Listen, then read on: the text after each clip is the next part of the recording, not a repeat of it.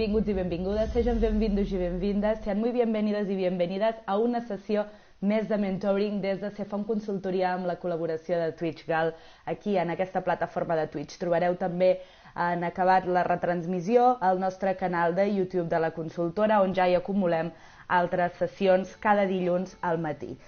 En la sessió d'avui us portem respecte a les anteriors una alteració, és a dir, avui concentrarem la temàtica entorn de la comunicació social en èpoques de crisi. Com cal fer-ho, us donarem alguns trucs bàsics i de franc perquè les corporacions, les petites i mitjanes empreses, que moltes vegades són les que més ho necessiten, sàpiguen com cal comunicar en base a la nostra experiència. A més, ho tocarem des de tres àmbits o tres espectres diferents. En primer terme, des de l'aplicació d'un esquema de pla de comunicació. Per altra banda, analitzarem també la comunicació pròpiament en temps de crisi i acabarem veient una mica la comunicació de crisi versus un altre element important en temps de crisi, que no és el mateix. Com sabeu, ens acompanyarà durant aquesta sessió de mentoria mentre em podreu escoltar i trobareu després aquesta espècie de podcast webinar a través del joc d'Assassin's Creed Odyssey. Sabeu que és un joc espectacular que ens acompanya per tota la Grècia clàssica a través de pinzellades d'història, d'art i de cultura i a través del qual oferim alguna de la informació que Versi moltes vegades la relacionem. La setmana passada, per exemple, veiem casos pràctics, que a més els trobareu publicats avui, sobre qüestions que anàvem comentant. Vàrem comentar també de la nostra anterior entrevista i, per cert, avançar també que trobareu la següent, si no hi ha cap alteració i si no, ho esmenaríem el proper 18 de març i serà amb la doctora Sheila Caral, tal com ja veníem anunciant en la darrera i última, i versarà entorn a la lingüística forense. És una temàtica que no té res a veure amb allò que ens ocupa avui, per tant les sessions dels dilluns són de mentoria. Són aquestes sessions on més enllà de la nostra tasca de consultoria, que és exercir una activitat, el que nosaltres fem avui és explicar en base a casos pràctics de la nostra experiència perquè sigueu els usuaris els que pugueu activar tota aquesta informació.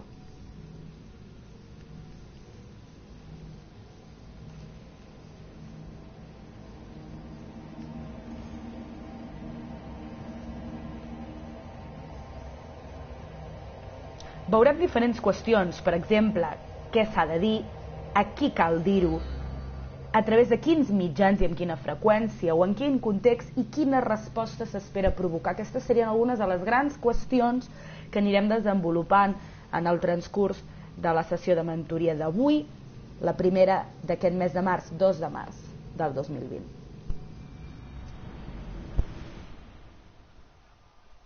Recordar que el darrer dia havíem deixat la nostra pinzellada d'art, aquella que ens acompanya i ens ajuda a poder explicar les qüestions que ens interessen, en un punt interessant. És a dir, ens trobem a casa d'un doctor, d'un metge, d'Hipòcrates, i ell està en un dubte existencial. És a dir, ell no sap si aplicar l'eutanàsia o no. Sabeu que és un tema que està sent molt debatut, tant als parlaments d'Espanya, al Congrés espanyol, com també a Portugal. Parlarem i analitzarem també de manera menys pormenoritzada, però també interessant, perquè són aquest tipus de decisions en moments delicats que fan tota la diferència respecte de la nostra trajectòria professional. A més, com alguns ja sabeu, soc criminòleg i per tant puc també atendre alguns dels dubtes o les qüestions que versin entorn d'aquest assumpte i que trobareu més informació a la caixeta de descripció respecte precisament elements en termes ja més d'anàlisi i comentari que no entren tant a la missió o a l'objectiu de la retransmissió d'avui. Hem d'anar a buscar unes herbes medicinals. Sempre recordo i estimulo a que és una retransmissió simulada la que esteu veient en termes d'imatge i que per tant hi ha algunes qüestions i per exemple precisament l'altre dia quan vàrem deixar el moment de la retransmissió aquí jo no vaig acceptar, el nostre personatge, la Cassandra no acceptar participar de la mort violenta del nostre malalt, del nostre pacient, en aquest cas aquí, però sí que, per exemple, en canvi, des de les qüestions que hem estudiat i analitzat en el temps, sabem també que l'eutanàsia té enormes beneficis i que fins i tot en el cas del nostre personatge d'avui, Hipòcrates, aquest doctor, sabrà entendre que hi ha elements que cal considerar per a practicar un exercici complet. En tot cas, com us explicava, avui ens centrarem a la comunicació social, sobretot en èpoques de crisi, en un moment de crisi. Mentrestant marcarem el nostre objectiu.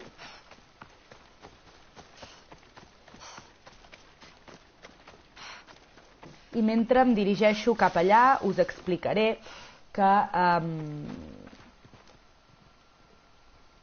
hi ha una necessitat imperiosa, i cada vegada ho entenc més així, de tenir el comandament dels nostres departaments de comunicació i també saber quan correspon externalitzar serveis respecte de, com explicava, departaments de comunicació i entendre de quina manera cal que els tinguem ben equipats. I ben equipats significa que tinguem persones que no només ens sabran gestionar en un moment determinat les nostres xarxes socials o delegar ordres en aquest sentit, sinó que sabran reaccionar davant de perills, davant de circumstàncies anòmales, davant d'experiències no previstes i moltes vegades també experiències previstes, però que parteixen de situacions que hem de viure. I us posaré algun exemple pràctic. A l'any 2017, com sabeu, en plena convulsió política a Barcelona, jo en aquell moment no era consultora pel meu compte, sinó que treballava de manera interna per una altra empresa. Per cert, aprofito per ensenyar-vos. Aquí estem creuant-nos amb una... Aquí está lo que buscaba. Amb un senyor molt fort. Aquest tipus de perfil és el perfil al qual també en algunes ocasions ens enfrontarem. És a dir, és aquest tipus de crisis que no esperem, bàsicament. Per tant, per això l'unificació, la gamificació de l'aprenentatge va tan bé, perquè ens paral·lelitza contínuament aspectes del nostre dia a dia o circumstàncies que volem explicar-vos. A veure, permeteu-me un segon que ens acabem d'ubicar i de seguida segueixo amb la narració del que us volia compartir.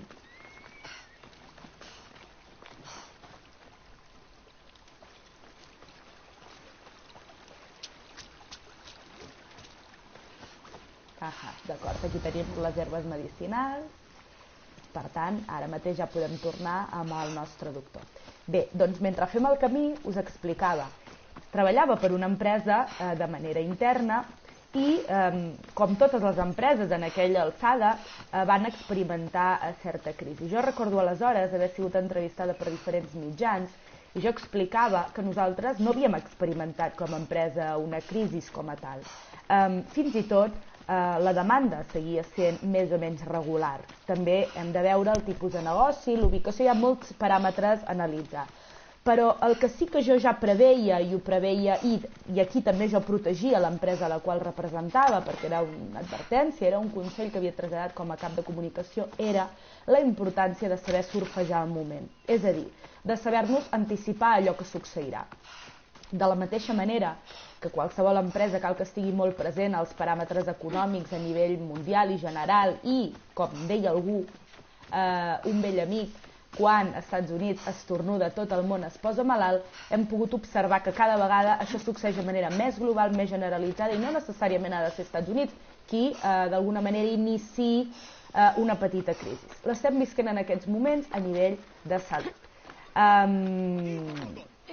La importància de saber que allò pot ser una qüestió controlada, però que cal saber retransmetre molt bé a la nostra audiència, al nostre públic i anticipar-nos a qualsevol problema que allò que no controlem generi i derivi és capital per entendre quines línies de comunicació cal que sapiguem seguir en les properes setmanes. Per tant, una qüestió és la comunicació interna i l'altra qüestió és com ens informem, com treballem aquesta comunicació que rebem, perquè després això és el que païm per donar al nostre públic, als nostres clients, etc. Per tant, aquesta és la qüestió interessant de la que versarà avui aquesta mentoria. I mentrestant avancem amb el nostre personatge i aquestes herbes medicinals. Anem a veure. Tengo la cicuta que querías. Gracias. Sé que era una tarea menor para lo que tú acostumbras, pero ayudará a mi amigo.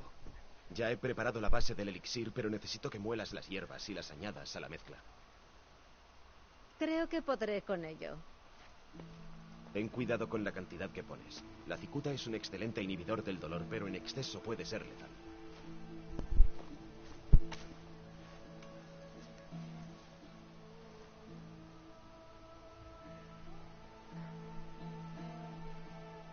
Ens trobem a la dicotomia d'afegir la quantitat precisa o afegir-ne de més.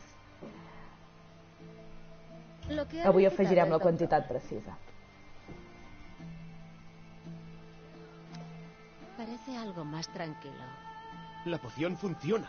Con lo que aprenda en este caso, muchos otros tendrán la posibilidad de sobrevivir.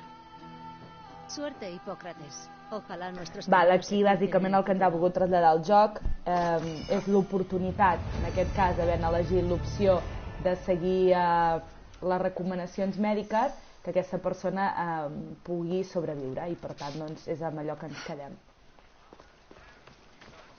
I a més, un tema de rabiosa actualitat. M'agradaria traslladar-vos, abans d'embarcar-nos en la propera missió i vinculant-ho amb el present, quan parlem precisament de moments de crisi, no és només suficient saber que hi ha un moment de crisi, que moltes vegades es viu també una mica d'esquena a la crisi. És a dir, jo m'he trobat a perfils professionals, directius, que viuen d'esquena a la crisi perquè els importa més el seu dia a dia empresarial intern i els dona la sensació que parar atenció a la crisi externa és entrar al soroll.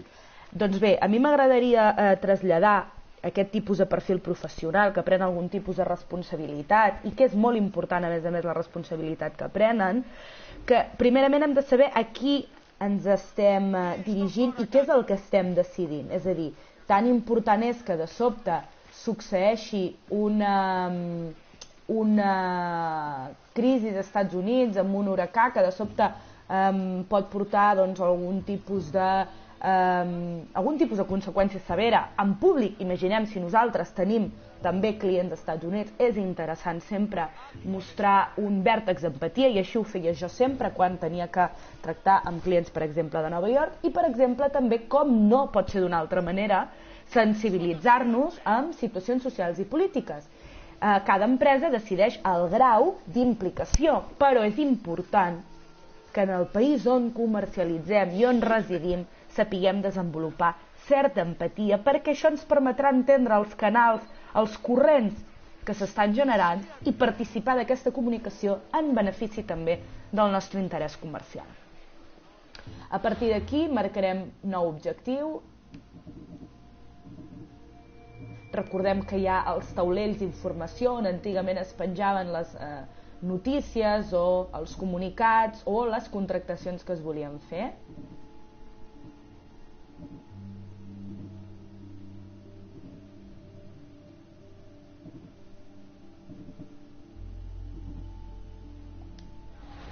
Per tant, farem una inspecció general per a veure on és que ens podem dirigir, amb vista d'àguila, però principalment ho veurem millor des de la part del nostre mapa.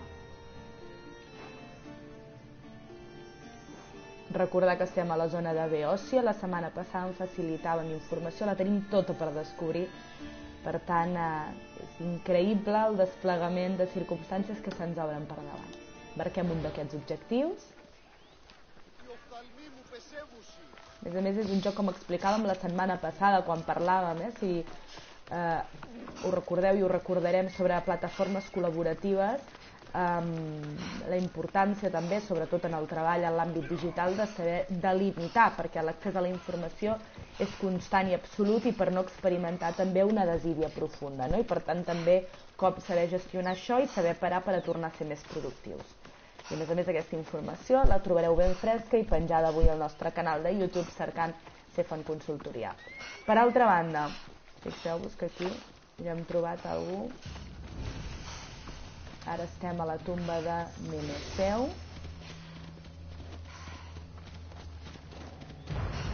nosaltres ja havíem complert aquesta missió i per tant se'ns ha comptabilitzat. Intueixo que normalment aquests pous elevats serveixen per debilitar l'enemic, en aquest cas l'espartà, però recordeu, sempre us recordem que la nostra personatge és ideal perquè parla d'una dona lluitadora que assumí després del rebuig del seu pare, que era un espartà de pro, doncs refer-se, i en aquests moments és una de les grans batalladores.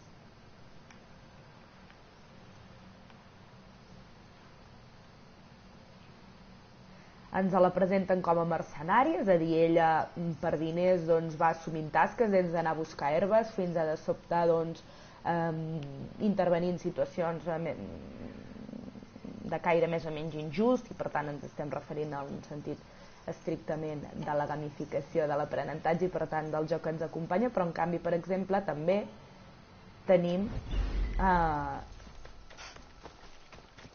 circumstàncies que ens ensenyen i ens ajuden a aprendre.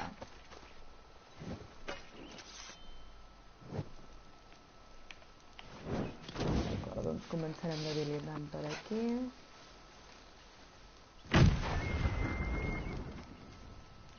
Automàticament hem de pagar, és una altra de les funcions. Paguem recompensa perquè no hi hagi altres mercenaris doncs, que es pot dir que sí que no tenen els sentiments. Aquí ja sembla que ens ve algú.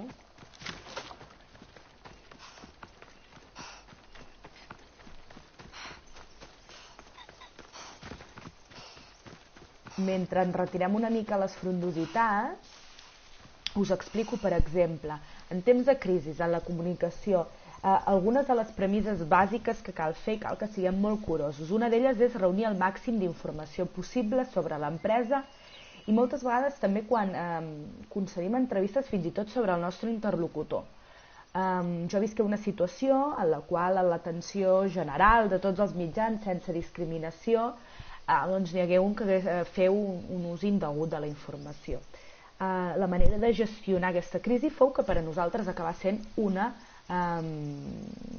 oportunitat i per tant també saber analitzar i parametritzar sense dramatitzar per entendre des de quin punt de vista allò que ha passat és bo i és beneficiós per a nosaltres, perquè moltes vegades nosaltres no controlem quin ús més o menys indegut, quin ús més o menys ètic fa l'altre de la informació, però sí que podem seleccionar i sabem per experiència doncs, que en determinat interlocutor no hi tornarem a practicar, encara que a nosaltres ens agradi ser imparcials i honestos i respondre als interessos i a la necessitat informativa de tothom. Però moltes vegades una qüestió és necessitat informativa i l'altra és una altra cosa. Per tant, important també que sapiguem analitzar això des de la base.